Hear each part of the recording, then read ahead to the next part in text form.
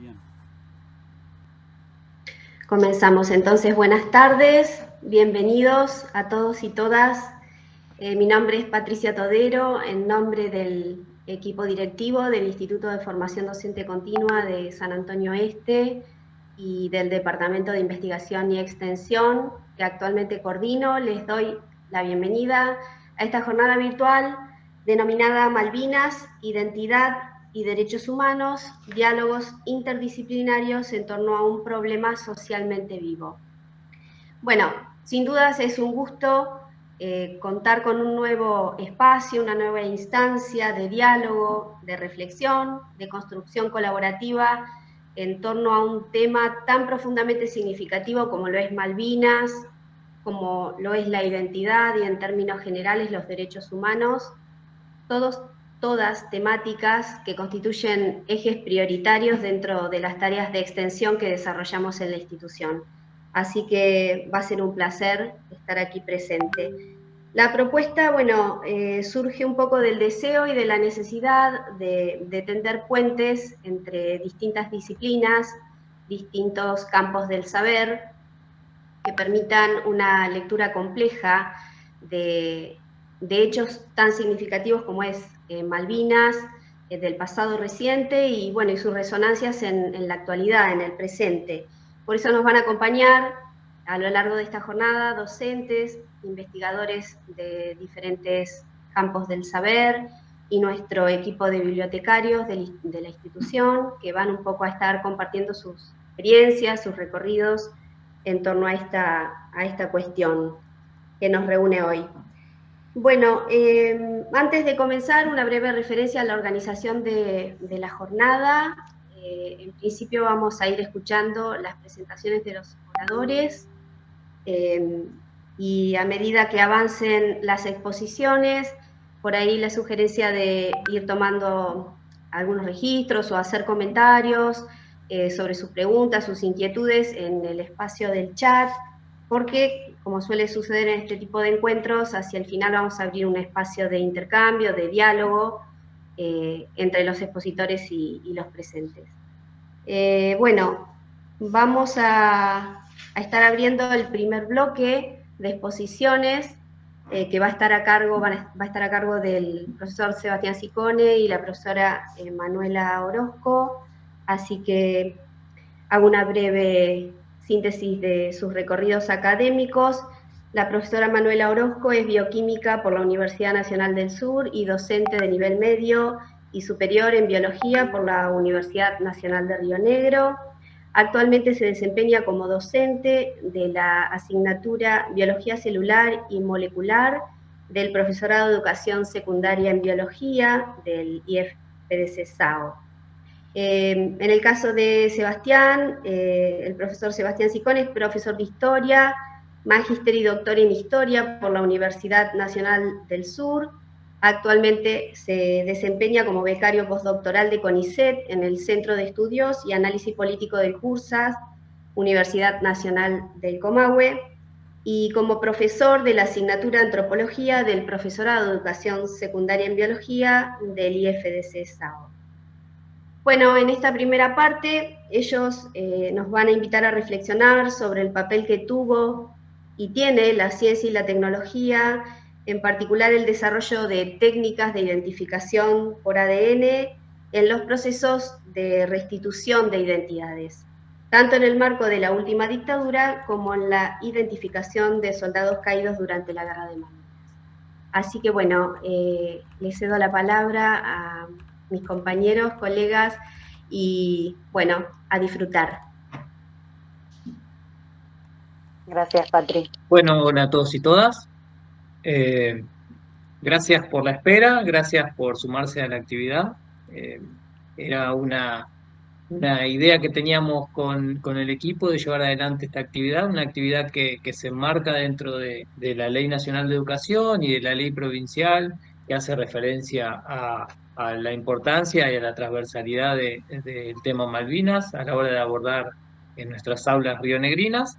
Entonces, creo que lo primero que quería hacer es, bueno, enmarcarlo dentro de un proceso del que venimos llevando adelante con varios profes desde el año 2016, cuando empezamos con algunas charlitas y esas charlitas se convirtieron en acciones de extensión, en proyectos de extensión que se materializaron también en la construcción de un circuito educativo y turístico que reconstruye la guerra de Malvinas en San Antonio Oeste, que se materializa también en asesoramientos que venimos llevando adelante y en acciones dentro del instituto, ¿no? Dedicadas a nuestros estudiantes. Hoy en día la idea era un poco reflexionar en torno a la ciencia, el hacer ciencia en clave de derechos humanos y desde una perspectiva interdisciplinar, y por eso estamos acá. Así que gracias a todos y todas, y en especial a mis estudiantes que se sumaron a participar. Bueno, creo que lo primero que queremos hacer referencia con Manu tiene que ver con que nuestra perspectiva busca ser interdisciplinar y en clave de derechos humanos.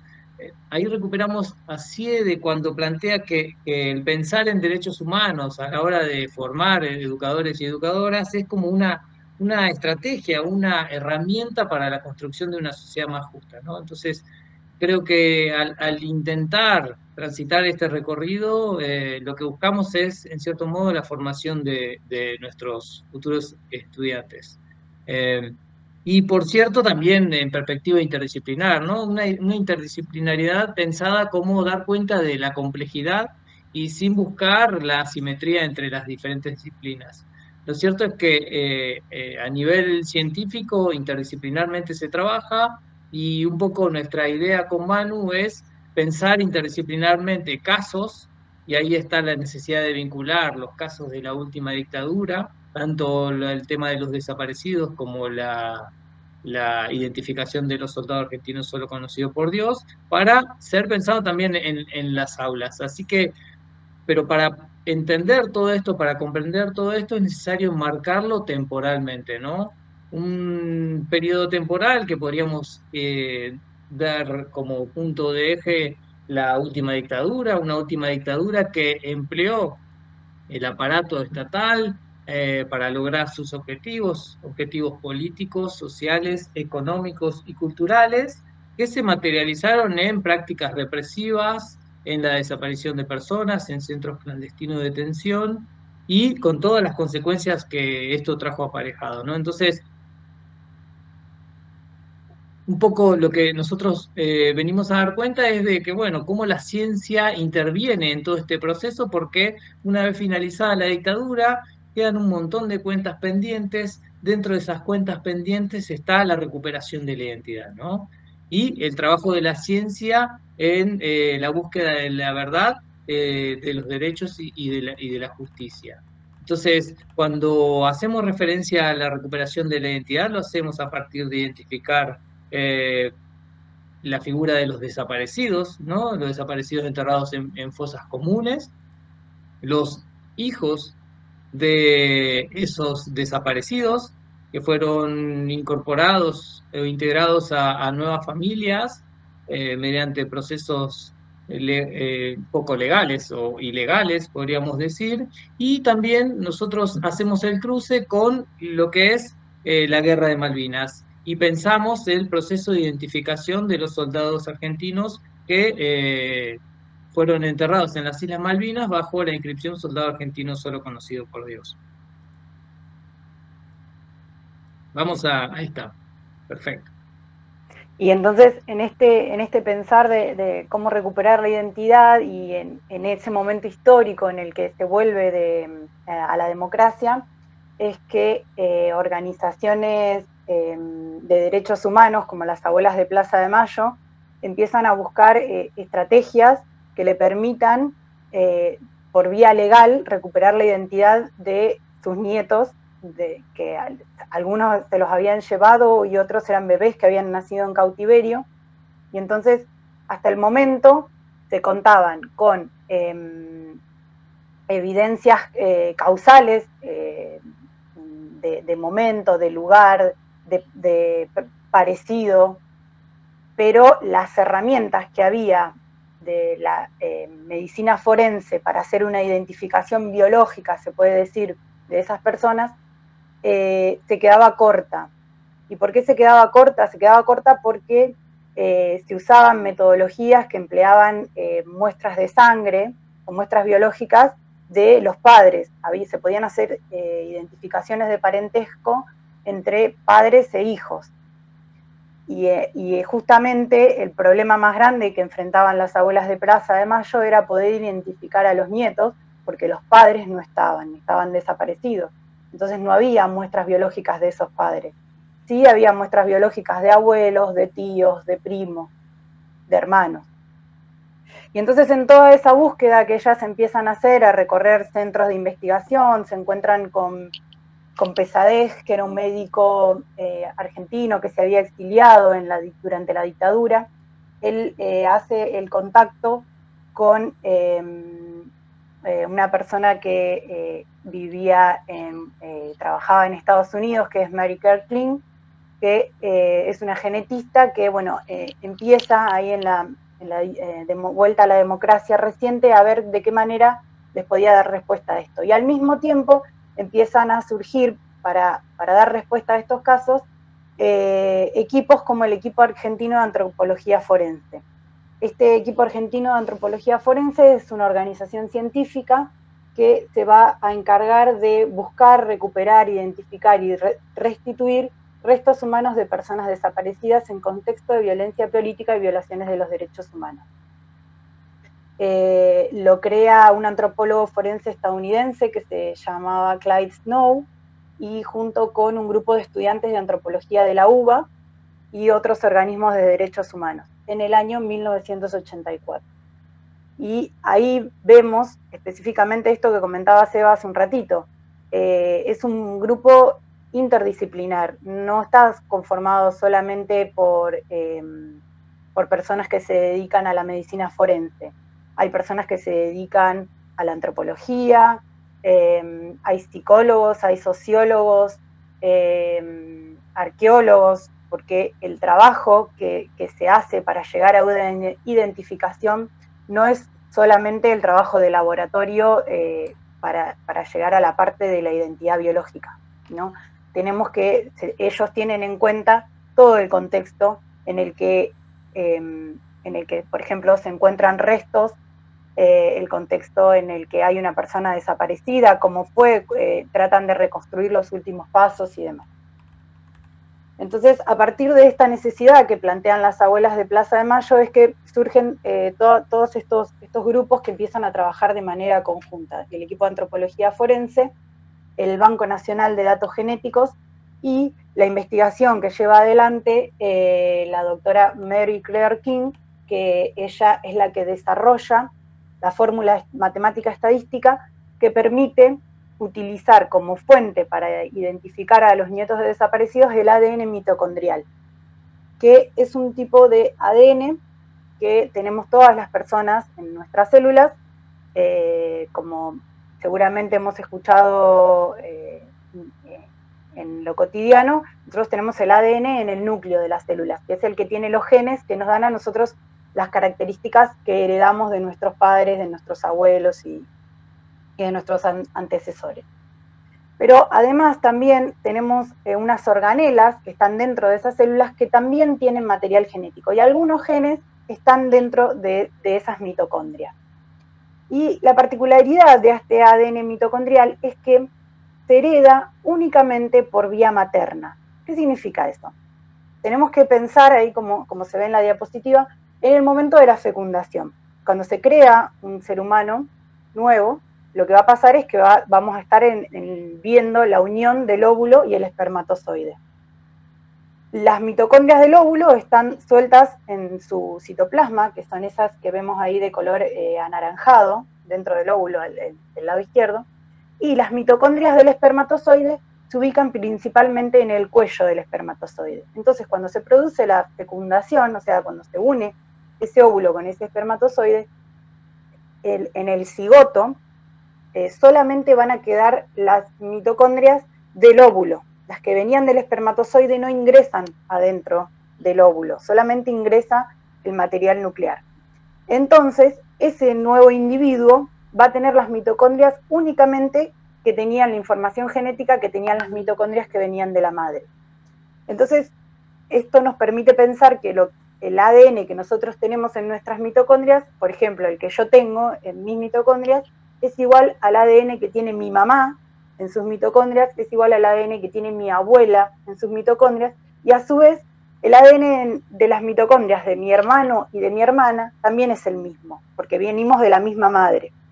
Entonces, lo que abre este descubrimiento. Lograr la identificación de los soldados.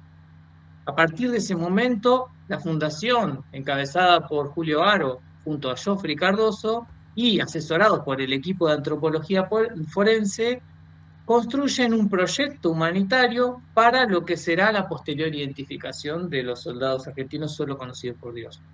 Lo interesante de todo este proceso es que, tras varias trabas burocráticas, años después de intentos y de puertas que se cerraron, el gobierno de Cristina de Kirchner logra tomar el reclamo de Aro y de la Fundación y presentar en Naciones Unidas la posibilidad de un pedido para que se inicie el proceso de identificación, ¿no? Con la intervención de la Cruz Roja, principalmente, ¿no? Eso es importante considerarlo.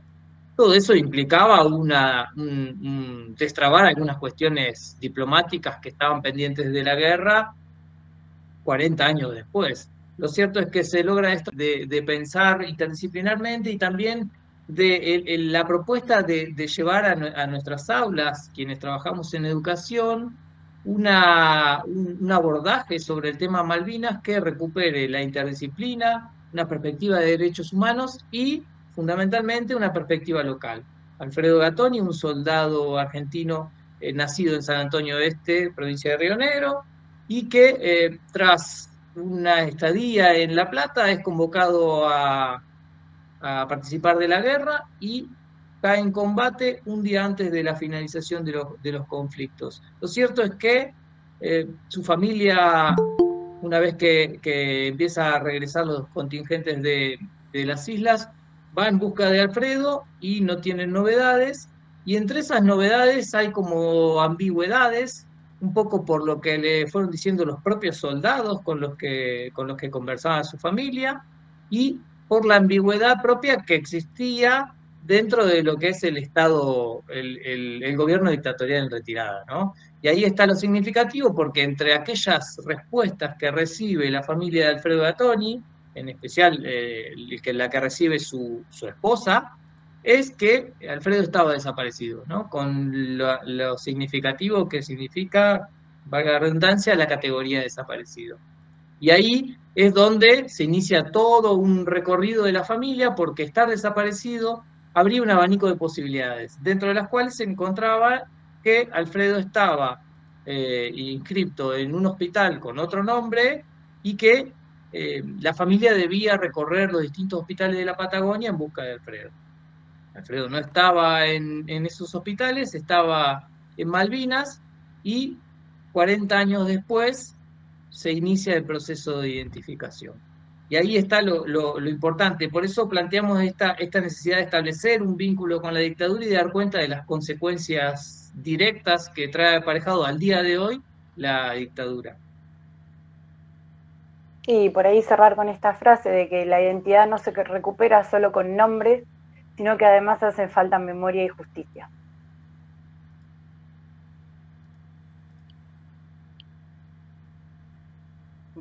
Gracias.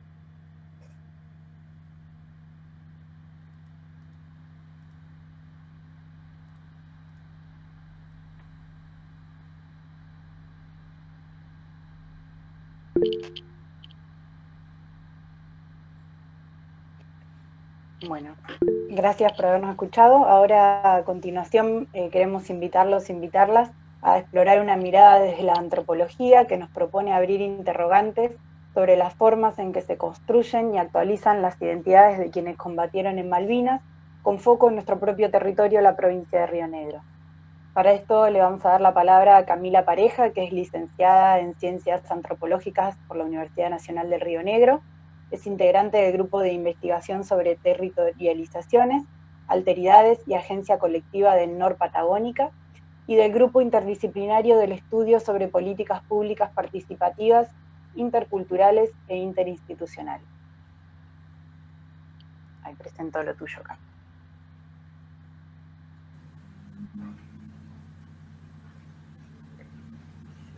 Hola, gracias Manuela y Seba por la presentación. Y les quería preguntar si alguno de ustedes podía proyectar eso. Gracias.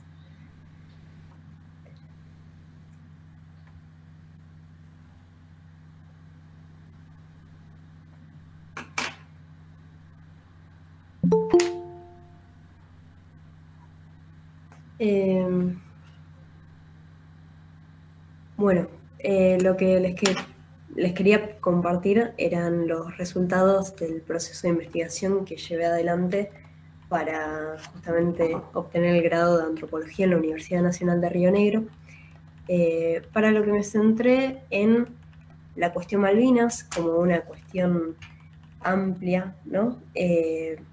Pero a la que a través de un acercamiento al campo desde un presente etnográfico, le empecé a hacer preguntas específicamente antropológicas, que ahí como que voy a explicar cuáles serían esas preguntas que son más de carácter disciplinar a un tema que puede ser abordado desde distintas disciplinas. En un primer lugar, viendo cómo me acerqué a la cuestión Malvinas, me interesaba particularmente el fenómeno o el sentido común que tiende justamente a asociar la guerra de Malvinas con el desembarco producido a raíz de una decisión de la Junta Militar, y una noción que hay en varias personas, al menos cercanas, que conocía. Es decir, las preguntas antropológicas siempre parten desde lo que es el sentido común y empezar a indagar en, bueno, cómo se va formando ese sentido común sobre determinados temas socialmente problematizados. Y hay quizá un sentido común que no problematiza demasiado acerca de cuáles fueron las condiciones previas para que la sociedad argentina en el 82 apoyara el desembarco en las Islas Malvinas. Y esto viene unido también a un interés que tiene que ver con, bueno, cuáles eran los proyectos políticos que se estaban disputando en la década de los 60 y los 70, en un proceso que termina llevando a el golpe de Estado en Argentina y también otras dictaduras en el Cono Sur, ¿no? Pero en Argentina particularmente, lo que se estaba disputando antes del golpe de Estado eran distintos proyectos de nación, distintos proyectos de patria. Y esto unido a lo que fue el apoyo a la guerra de Malvinas en el 82 por parte de gran parte de la sociedad civil, me llevó a empezar a indagar sobre cuáles eran esos sentidos que permitían una identificación y una cohesión tan amplia respecto de la causa de Malvinas. Esta imagen que está en la presentación es un libro de Paul Groussac, que es un francés que vivió en Argentina mucho tiempo y que hizo un libro argumentando por qué las Malvinas pertenecen legítimamente a la Argentina.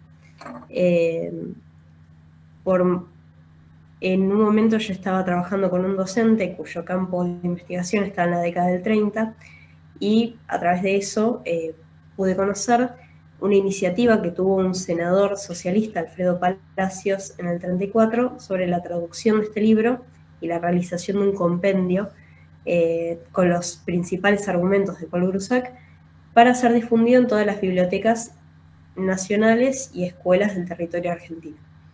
Antes de esto, la causa Malvinas, es decir, el reclamo por la soberanía sobre las islas, estaba más que nada en una esfera diplomática, de reclamos diplomáticos. A partir de esto y de otros pequeños hitos que se van construyendo en la década del 30, empieza a cobrar cada vez más impulso, que se profundiza en la década del 40 y en el 50, empieza a cobrar relevancia la causa Malvinas en una esfera primero de los intelectuales y después una esfera popular. Y volviendo a un presente etnográfico y viendo este largo derrotero que tiene la causa Malvinas, que está anclada, bueno, es mucho más amplio, pero no me quiero extender demasiado sobre eso. Volviendo a un presente etnográfico, viendo el largo derrotero que tiene la causa Malvinas, lo que me interesaba era cómo después de la guerra misma como acontecimiento histórico coopta la mayor parte de los imaginarios acerca de la cuestión Malvinas. ¿Sí? Es decir, como que se empieza no invisibilizar necesariamente, pero sí a quedar desplazado la causa respecto de la guerra como acontecimiento histórico, comprendido dentro de solamente el periodo de la dictadura. Y esto lo transformo en pregunta, es decir, ¿por qué sucede esto? ¿Y quiénes son las voces autorizadas para hablar de la cuestión Malvinas? Que en sí son discursos, los de la cuestión Malvinas, que refieren a cuestiones centrales para pensar la identidad nacional, que tienen que ver con que la identidad argentina y la idea de nación se piensa en términos muy territorialistas, es decir, a través de un territorio que es el que pertenece al cuerpo de la nación, que es como un territorio imaginado para toda esta nación, sobre el que se ejerce soberanía, sobre el que se ejerce control estatal. Entonces, la causa por el ejercicio de la soberanía sobre todo ese territorio imaginado, comprendiendo en él a las Malvinas, es algo que generaba mucha cohesión para toda la sociedad argentina. Ahora, estos discursos políticos que interpelan a toda la ciudadanía, ya que tienen que ver con una identidad nacional en la que todos los ciudadanos de este Estado se van educando a través de su vida, eran discursos ejercidos por ciertas voces autorizadas o discursos que referían a ciertas figuras que eran los veteranos de guerra, ¿sí? Entonces, mi pregunta era, ¿por qué los veteranos de guerra tienen autoridad para referir a cuestiones que hacen a la comunidad nacional? Y fue por su participación, es decir, por actuar en un evento que fue muy significativo para en la cronología extensa de esta causa, como lo fue la guerra. Y ahí viendo, bueno, cómo los veteranos hablan de la cuestión Malvinas, nos empezamos a encontrar que todos los veteranos de guerra tienen formas de narrar y de narrarse a sí mismos en la guerra que son muy diversas. Inclusive, si tomamos el periodo, como yo tomé para la tesina, del 82 hasta el presente, vamos viendo que hay disputas de distintos sectores sociales para generar narrativas acerca de la guerra como acontecimiento histórico. Hay un autor que se llama Trujillo que habla justamente de cómo ciertos eventos históricos se inscriben en la historia de la nación a través de generar discursos sobre ellos en tanto acontecimientos históricos, es decir, el pasaje del evento al acontecimiento. En esta narrativización de lo que fue la guerra hubieron distintos, y hay todavía distintos discursos en pugna que hablan sobre quiénes fueron, o sea, cuáles fueron las condiciones para que se llevaran adelante esta guerra y quiénes fueron sus protagonistas y quiénes fueron los responsables en distintas instancias de las muertes que se sucedieron en Malvinas y de lo que fue la posguerra de los protagonistas. Para acercarme a todos estos interrogantes, yo me centré justamente en los veteranos de guerra para abordar todas estas cuestiones que hacen a las disputas de sentido por la narrativización. Llevé adelante observación participante con los veteranos de guerra en distintos actos y también en situaciones cotidianas. La observación participante es básicamente poder participar de todos estos eventos, ¿no? Integrarse en esa cotidianidad o en los actos específicos que se llevan adelante en pos de la cuestión Malvinas. También llevé adelante entrevistas con diversos actores que tenían diferentes posiciones dentro del campo, a veces posiciones también hasta antagónicas, y también llevé adelante un análisis de fuentes diversas, ¿no? Abordé entrevistas que se realizaron hace 10 años en la Universidad de Comahue, de Bariloche, a los mismos interlocutores con quienes yo trabajé para esta tesina. También hice un análisis de algunas producciones culturales que se dieron durante los gobiernos kirchneristas. Y también tomé un corpus de políticas de previsión social a nivel nacional, provincial y municipal en San Carlos de Bariloche. ¿Puedes pasar a la siguiente diapositiva, por favor? Gracias. Bueno, de esta manera, para abordar estas grandes preguntas que por ahí parecen muy abstractas, yendo a lo concreto, me centré en 3 puntos. El primero fue la colectivización, es decir, el proceso a través del cual los veteranos de guerra en Bariloche se empezaron a juntar y empezaron a armar el colectivo de veteranos de guerra de San Carlos de Bariloche, y posteriormente cómo esto se integra en una dinámica provincial. También trabajé acercando el foco a trayectorias personales, justamente de 3 de mis interlocutores que sostenían discursos diferentes acerca de ellos mismos en la guerra y acerca de lo que había sido la guerra como acontecimiento histórico. Y, como decía, también abordé políticas de previsión social. Las políticas de previsión social son las que refieren a el acceso al trabajo, el acceso a la educación, a una vivienda, entre otras cosas. Es decir, beneficios materiales que permiten que las personas puedan vivir. Y cómo, bueno, fueron desarrollándose estas políticas en este periodo que mencionaba, del 82 hasta el presente. En realidad hasta el 2023. Tomé solamente las políticas de previsión social y no otras que son de corte más meramente simbólico, como la erección de monumentos, el nombramiento de calles y de espacios públicos, por ejemplo, porque trabajo desde una perspectiva que tiene que ver con las políticas públicas como un proceso vivo. Y en particular, estas políticas son interesantes para ser abordadas porque es un grupo de políticas públicas que se genera en pos de un grupo social que no se renueva, por decirlo de alguna manera, ¿no? Se produjo una vez por este acontecimiento histórico y es un grupo de políticas que se van formulando e implementando acompañando el transcurso de vida de estos actores sociales.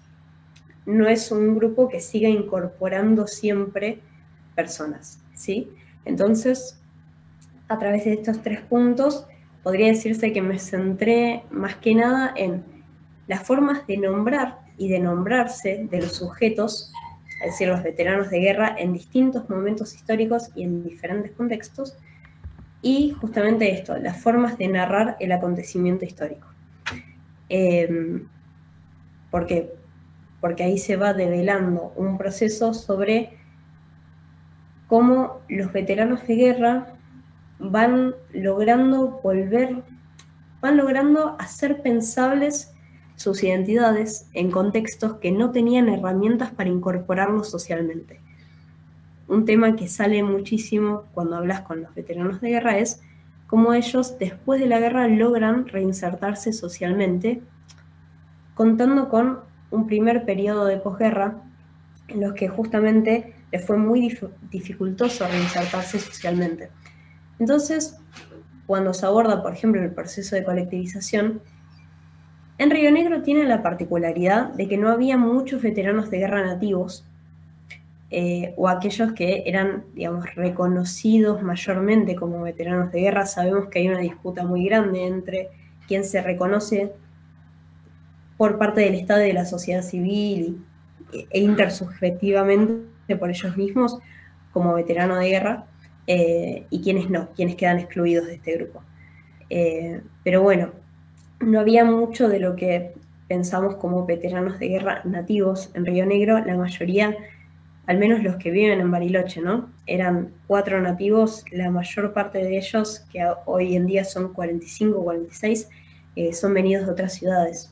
Empiezan a llegar a fines de los 80, principios de los 90, después de derroteros que fueron muy solitarios en la posguerra y en donde no se reunieron, digamos, con otros veteranos de guerra, como sí sucedió en ciudades grandes, por ejemplo, o en provincias del norte del país, donde el contingente es mucho mayor. Acá lo que pasaba era que estaban muy dispersos geográficamente, estaban muy alejados y fue dificultoso para ellos empezar a encontrarse. Entonces cuando empiezan a llegar a Bariloche se empiezan a reunir. Y ahí empieza un proceso a través del cual se forma un grupo inicial, y pueden empezar a hablar entre ellos de sus experiencias de guerra, en contextos cercanos e íntimos con los que no habían contado antes, para expresar o para sentir que podían expresar y que podían ser escuchados en cierto sentido respecto de sus experiencias de guerra, como antes no habían podido hacerlo. Y esto es muy importante porque van pudiendo generar un lenguaje común para poder aludir a sus experiencias bélicas, tanto de guerra como de posguerra, porque es muy importante entender que esta primera posguerra tan solitaria y atravesada por una sensación de abandono es muy fundamental para pensar cómo terminan formando sus identidades como veteranos de guerra, porque ahí se juega lo que fue el rol del Estado en reconocerlos o no reconocerlos después de que ellos volvieron de la guerra. Un Estado que se debería haber hecho cargo de los efectos que tuvieron sobre sus subjetividades, si se quiere, el haber participado de un evento traumático. Punto en el que el Estado y también la sociedad civil se hizo ausente durante esos primeros 10 años. Entonces, en esta búsqueda por empezar a generar reconocimiento para poder expresar sus identidades y volverlas pensables y negociar sus condiciones de vida, es importante considerar la experiencia bélica como un conjunto entre la guerra y la posguerra.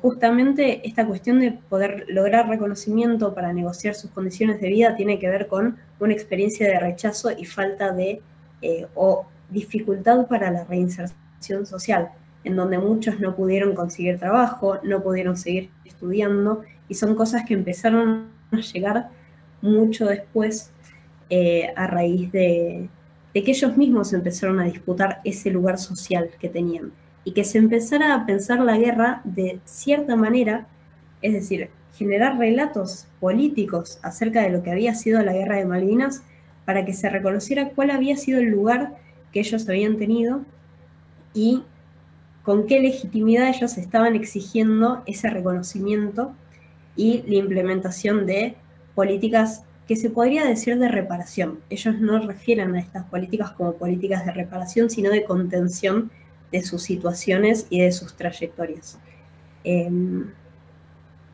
¿Puedes pasar a la siguiente, Jorge? Gracias.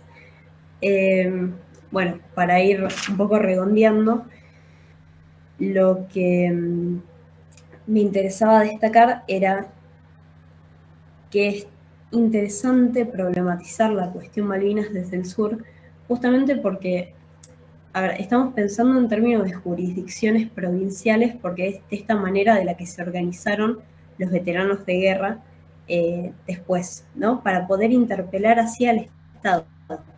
Yo me centro en la tesina más que nada en la relación entre estos actores y el aparato estatal, si bien la sociedad civil juega un papel muy importante, ¿no?, en este proceso de reconocimiento, de contención, de posibilidades de expresión. Pero la verdad es que este pensar el diálogo de los veteranos con la sociedad o con todos estos procesos que se van dando, se hace en términos de jurisdicciones administrativas por el rol tan importante que tuvo el Estado para generar estos marcos de reconocimiento, y también las capacidades que condensa el aparato estatal para producir sentido histórico sobre determinados acontecimientos. Entonces, es relevante ver cómo cada provincia y cómo cada localidad van interpelando, es decir, van nombrando a estos sujetos, se van relacionando con estos sujetos y van generando narrativas propias acerca del evento. Porque hay cuestiones, sobre todo, que tienen que ver con el territorio, que en distintas provincias se pueden disputar de maneras diferentes y que atienden todo el tiempo a cosas coyunturales. Lo que quiero destacar es que es importante hablar de la cuestión Malvinas siempre refiriendo a lo que está pasando en el presente, porque el cómo se narran cosas del pasado, es decir, cómo se narra la Guerra de Malvinas, tiene que ver con determinadas ideas acerca de la colectividad nacional, de un pasado común, de un presente que estamos atravesando y de un proyecto de futuro, que en este caso remite mucho a cuestiones territoriales y de soberanía. Entonces, muchas veces para entender cómo ciertos actores se están posicionando respecto de conflictos presentes que se están teniendo en relación al territorio y la soberanía y la identidad nacional misma, es interesante ver cómo se generan esos marcos de relacionamiento entre los veteranos de guerra y el aparato estatal, y las herramientas con las que cuenta la sociedad civil para nombrarlos, cómo se están dando esas dinámicas en el presente. Bueno, eso, y que también en este sentido puede generar aportes a lo que es la historia regional, el pensarlo desde provincias del sur, donde las dinámicas del Estado respecto de las territorializaciones se dieron de maneras particulares respecto de cómo fue en otras partes del país. Bueno, y creo que eso es todo, y no me olvido de nada. Gracias por el espacio. Bueno, muchísimas gracias. Bueno, gracias a los 3 primeros oradores, Manu, Sebastián, Camila, maravillosas sus presentaciones y nos han permitido a los que por ahí tocamos un poquito más de oído en estas temáticas, profundizar y establecer esos vínculos entre disciplinas, que era la idea para comprender mejor estas cuestiones esenciales a nuestro pasado reciente. Muchísimas gracias y Manuela va a presentar el siguiente bloque donde vamos a estar escuchando a nuestro equipo de bibliotecarios, Marina y Norberto.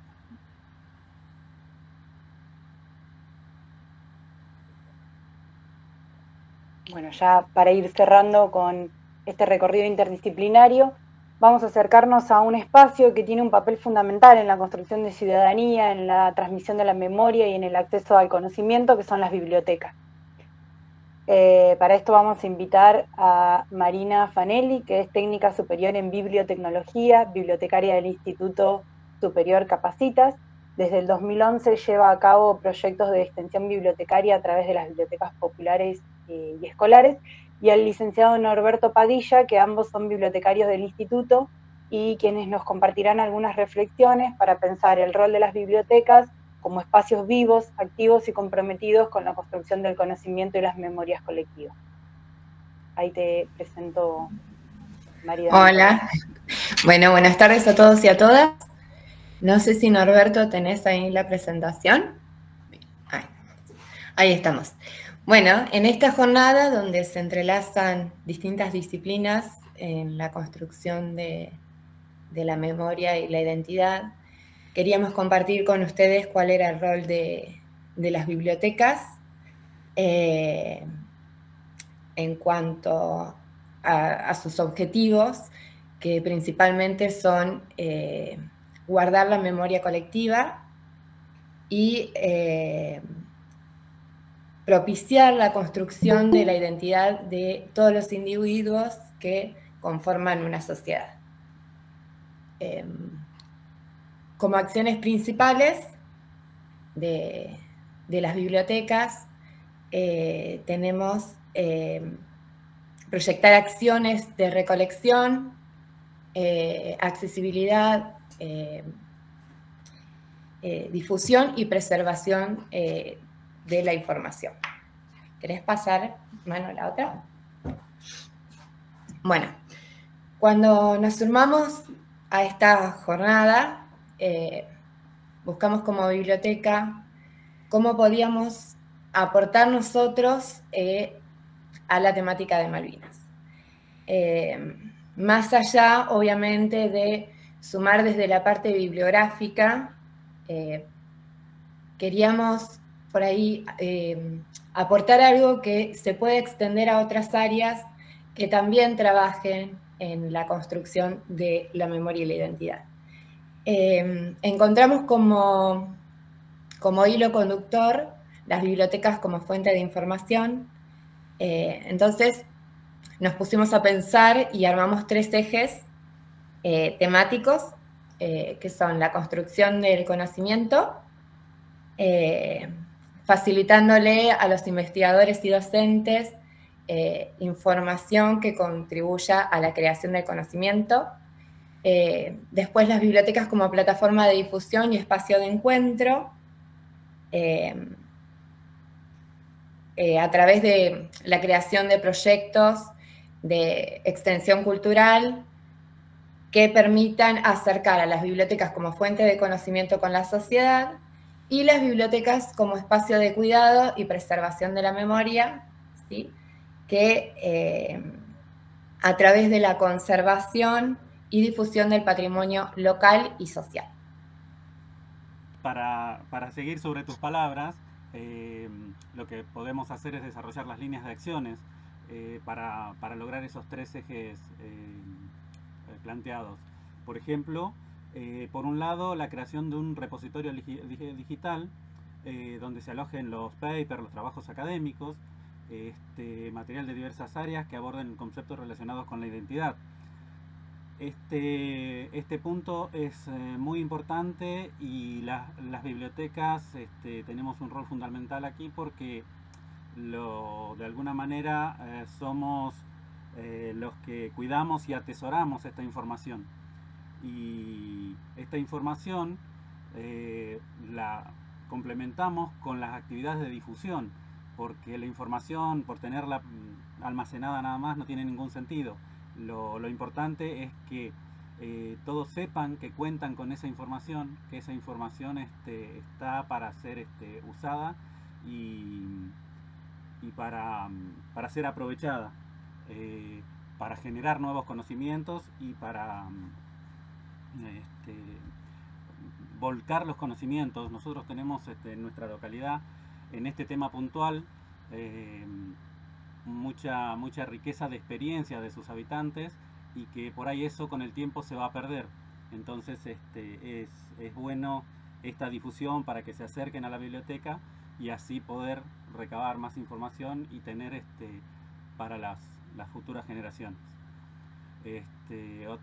Parte del proyecto también es la digitalización y la creación de una hemeroteca, no solo de publicaciones locales, y también las entrevistas a habitantes que han vivido estas experiencias.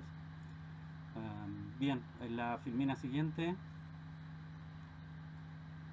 Bien, como les decía, lo que buscamos es posicionar a la biblioteca como un espacio multifuncional, convirtiéndola en un motor clave para la creación de conocimiento, preservación de la memoria y desarrollo social. Es con actividades como las que llevamos hoy a cabo con la que vamos de alguna manera logrando estos objetivos. No sé si querés agregar algo más. No, estamos. Bueno, muchas gracias chicos, Marina, Norberto, gracias. Bueno, vamos llegando un poco a la última etapa de esta jornada, en donde podríamos abrir una instancia de diálogo para poder compartir algunos comentarios, algunas reflexiones, preguntas. Bueno, a mí me preguntan por WhatsApp. Me preguntan si existen contactos con otras bibliotecas para avanzar en lo que es la construcción de un archivo de historia oral. Bueno, ahí contesto. En este momento, la biblioteca del Instituto de Formación Docente no trabaja con otras bibliotecas, no tiene préstamos interbibliotecarios.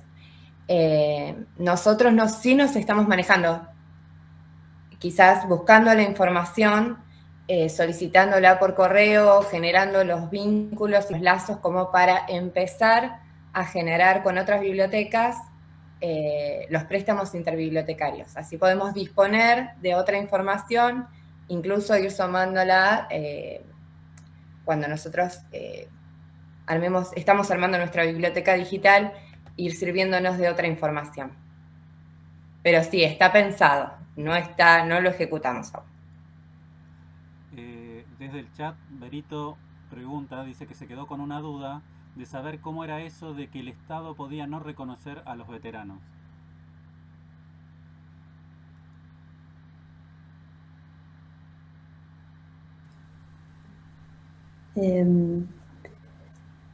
Supongo que la podré contestar de alguna manera.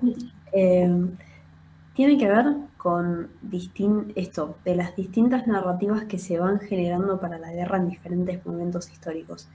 En el primer momento, en la transición democrática, hay como un movimiento de desmilitarización de la sociedad que busca que los militares no puedan reivindicar a la guerra como una gesta patriótica. Entonces hay una división en lo que sería lo que hoy es el colectivo de veteranos, que reconoce tanto a los ex conscriptos como a los cuadros militares. Esto es como un primer momento. Entonces se genera una narrativa y una representación de los veteranos que los acerca a la figura, no necesariamente del desaparecido, pero sí los posiciona como víctimas de la dictadura militar. ¿Qué pasa?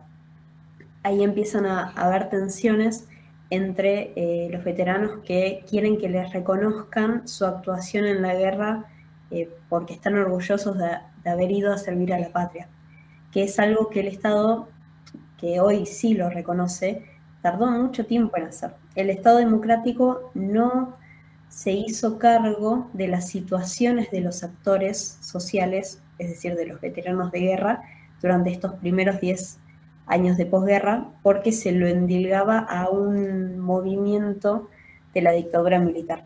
Entonces, si el Estado democrático se hacía cargo de las situaciones de los veteranos de guerra, en tanto esto, no podían conseguir trabajo, tenían dificultades para reinsertarse socialmente, no tenían herramientas para incorporarlos en sus contextos de llegada al continente. Si el Estado empezaba a hacerse cargo de todas esas situaciones, era como si estuviera reconociendo de alguna manera la legitimidad de esta acción de la dictadura. Esto como muy resumido. Hubieron y hay muchas tensiones en torno a esto de cuál es la responsabilidad del Estado sobre esto que llevó adelante la dictadura. Y son todos como que se mueven en el plano de los reconocimientos materiales a estos actores, cómo se están jugando simbólicamente en estos discursos y en estas narrativas históricas. Entonces hubo una falta de reconocimiento y una falta de contención, sobre todo hacia los ex conscriptos, porque el personal militar estaba todavía inserto en su estructura, es decir, en sus propias fuerzas de origen. Los conscriptos quedaron en una situación de vulnerabilidad a la que no estuvieron sujetos los otros actores. Por eso, si consideramos a la posguerra como parte de la experiencia bélica, hay diferencias muy grandes aún dentro del mismo colectivo de veteranos de guerra. Y también está en cosas como que, por ejemplo, no se reconoce a los que fueron movilizados en el continente y no viajaron a las Islas Malvinas. Esos son excluidos de los beneficios sociales, por ejemplo, al menos en la provincia de Río Negro, y creo que en la mayor parte de las provincias también.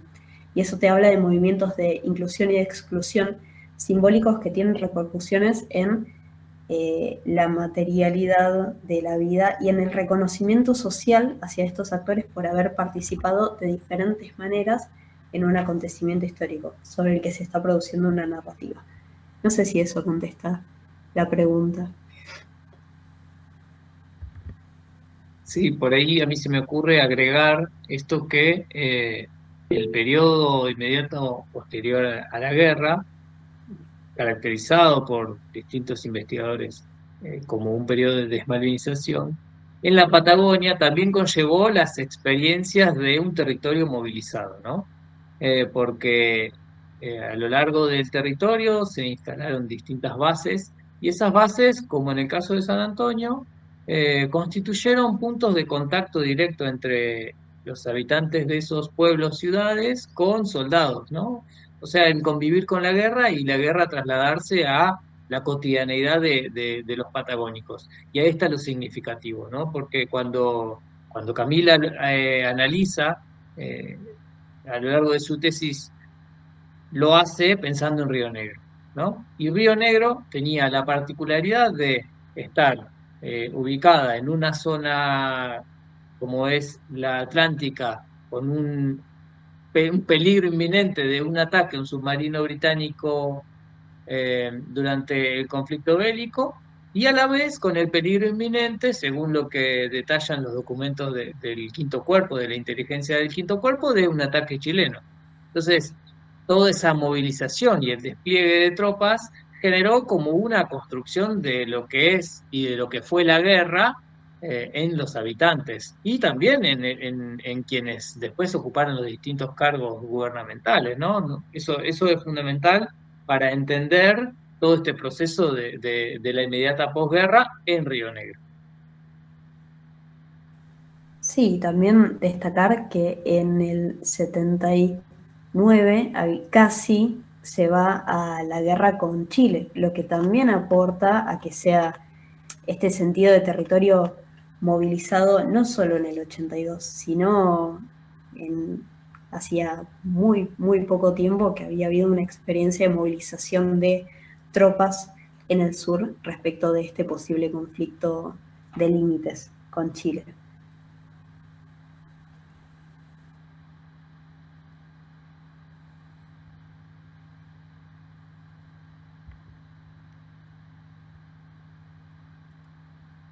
Bien, ahí tenemos otra consulta. Sí. Adriana nos pregunta, ¿quiénes eran los que participaron en la reconstrucción de identidad, aparte de los antropólogos? Creo que la pregunta hace referencia a quiénes forman el equipo argentino de antropología forense. En este equipo hay médicos forenses, genetistas, bioquímicos, psicólogos, sociólogos, antropólogos. No sé si me olvido algo más. Sí, pero es además, un equipo, o sea, todo este trabajo. Sí, Manu, perdón. Es un equipo interdisciplinar porque esta recuperación de la identidad implica no solo el proceso biológico de comparación de material genético, sino también hacer toda una reconstrucción histórica de cómo fue o qué implicaba o cómo era la vida de esa persona hasta el momento en el que desaparece. Cuáles fueron los últimos pasos, quién fue la última persona que lo vio, hablar con las familias, reconstruir un montón de cosas, contener a las familias en todo el proceso que implica esto, porque imagínense que remueve un montón de situaciones que lo tiene que manejar alguien que sabe, ¿no? Alguien que estudió para eso. Y recién después, uniendo todos los datos y todas las intervenciones, es que se llega a las identificaciones positivas, y además después comunicarlo, ¿no? Porque también está la parte de poder comunicar esto a las familias y comunicarlo al resto de los ciudadanos, porque el equipo argentino de antropología forense hace una difusión muy importante de lo que es su trabajo. Ellos en redes, uno los busca y tiene el acceso a su página digital, y tienen también Facebook, Instagram y demás. Y ahora hace poquito abrieron una página que se llama labúsqueda.org, si mal no me equivoco. Igualmente si entran a las páginas oficiales del equipo lo van a encontrar. Está toda la reconstrucción que llevan haciendo hasta ahora de la búsqueda de desaparecidos. Es súper interesante, así que si tienen tiempo y ganas pueden entrar a buscar ahí en esos lugares. Seba, creo que querías agregar algo más. Sí, yo quería recalcar esta idea del proceso, ¿no? Porque va más allá de lo que es lo biológico, ¿no? Y el trabajo en base a las técnicas que fue comentando Manu, y lo pensaba para el caso de Alfredo Gattoni, que 40 años después, y luego de toda esa búsqueda de Alfredo en hospitales, de su esposa yendo a Malvinas en la década del 90, a llorar a una tumba en la que no estaba su nombre. Después de todo ese proceso, surge la posibilidad, porque no era un dato concreto, de que su cuerpo sea identificado, ¿no? Entonces, con la exhumación de las tumbas en el cementerio de Darwin, esta posibilidad se comienza a materializar en todo este proceso, ¿no? La familia se la convoca, además del trabajo de genetistas y demás, hay un trabajo de psicólogos, un acompañamiento en todo el proceso por todo lo que conlleva, ¿no? Esto que planteabas vos, de que remueve sentimientos, esperanzas, y nosotros que tuvimos la posibilidad de hacer una entrevista a la hermana de Alfredo Gattoni, ella cuenta que una vez que se logra la identificación de Alfredo y que efectivamente en 2017 viajan a Malvinas, al cementerio de Darwin, que recién ahí pudo cerrar la historia, ¿no? Pudo cerrar todo ese duelo, ese largo duelo que conllevó la figura de Alfredo como soldado argentino solo conocido por Dios. Seba, ¿aún quedan soldados sin que se reconozca su identidad? Sí, sí. Quedan unos poquitos, pero lo interesante es entenderlo en clave de proceso, ¿no? Esto de que son los actores no gubernamentales, es la sociedad civil la que inició todo el proceso porque las trabas burocráticas, diplomáticas entre Argentina y Reino Unido fueron destrabadas por un grupo de veteranos, por la ayuda de un soldado británico, por la intervención incluso de Roger Waters, que termina interviniendo y presentando el reclamo a Cristina Fernández en su momento. Bueno, todo esto da cuenta del poder que tenemos como sociedad, ¿no? De los actores de la sociedad civil para construir soberanía, ¿no? Y para construir identidad. Sí, exacto. Sí, porque bueno, ahí en consonancia con lo que decía Seba, también la búsqueda de abuelas de Plaza de Mayo fue la que impulsó la búsqueda de una técnica que permitiera identificar personas con rango de parentesco cuando no estaban los padres, ¿no? Entonces, eso también es de la sociedad civil que sale a buscar respuestas en otros lados, ¿no? Las respuestas que el Estado no les da. Destinamos unos minutos más por si alguno de los presentes quiere hacer algún comentario, alguna pregunta más.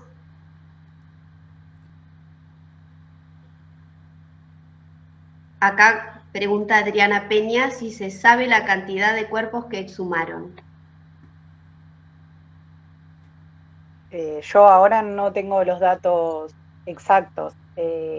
Están los datos del Proyecto Humanitario Malvinas, están los datos, vos, no sé si lo manejás exactamente el número.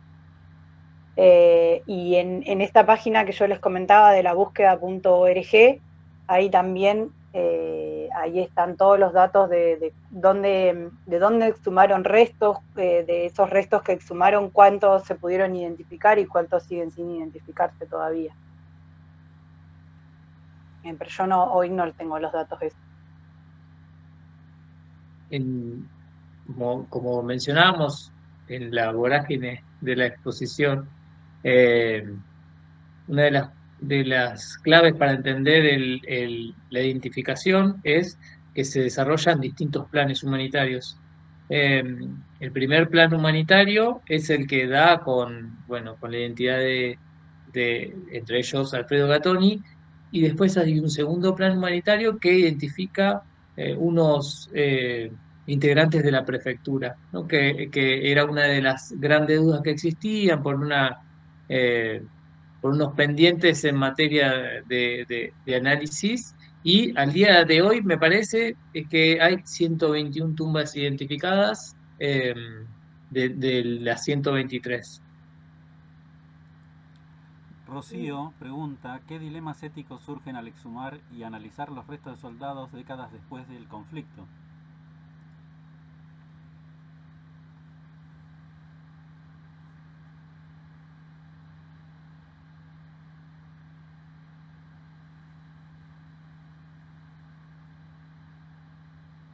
Yo no sé, Manu, si querés contestar vos, pero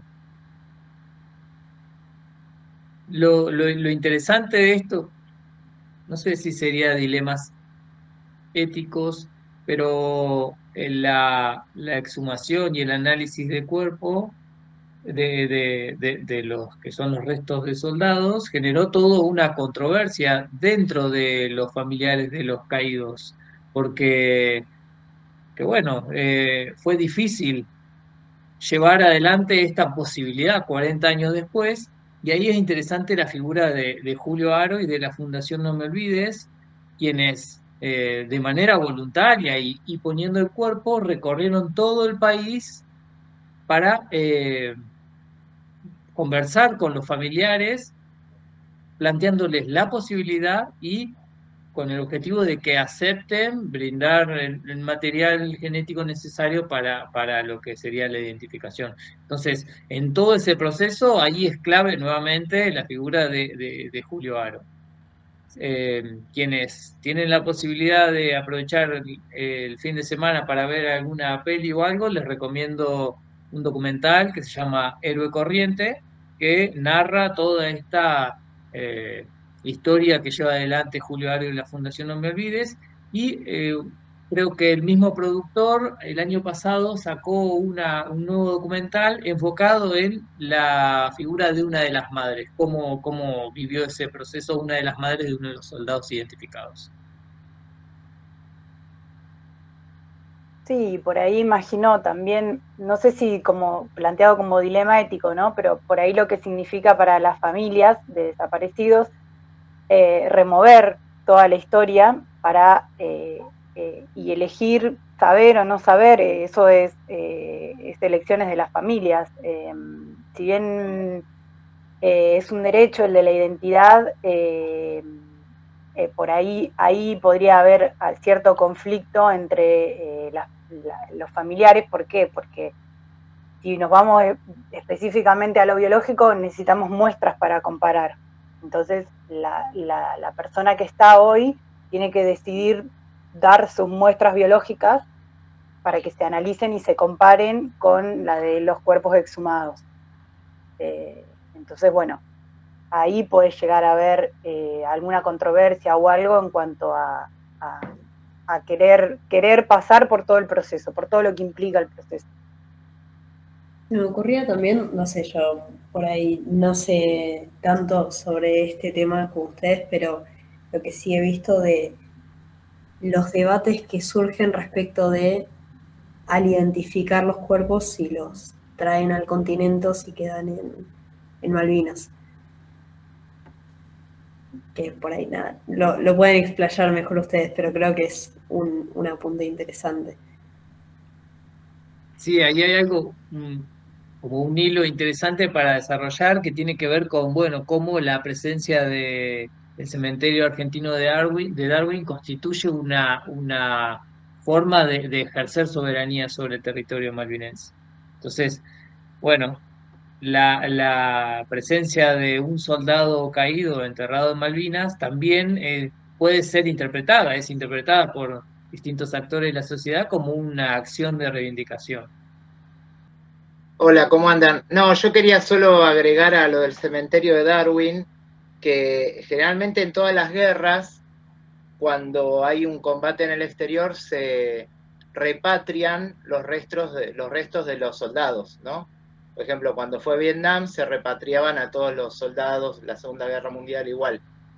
Justamente la decisión estratégica en ese momento fue que los soldados queden en tierra argentina, no se tienen que repatriar. De ahí venía una discusión que decían, bueno, tendrían que repatriar, no, porque justamente están en territorio argentino.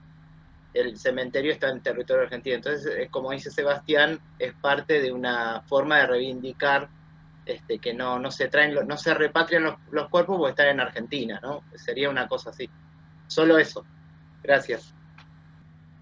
Bueno, gracias Adrián. ¿Alguna otra pregunta?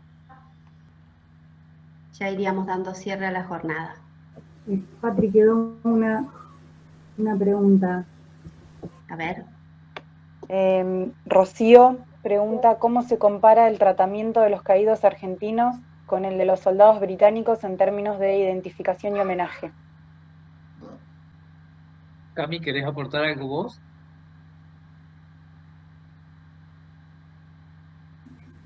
No tengo información sobre cómo se trata a los soldados británicos en ese sentido.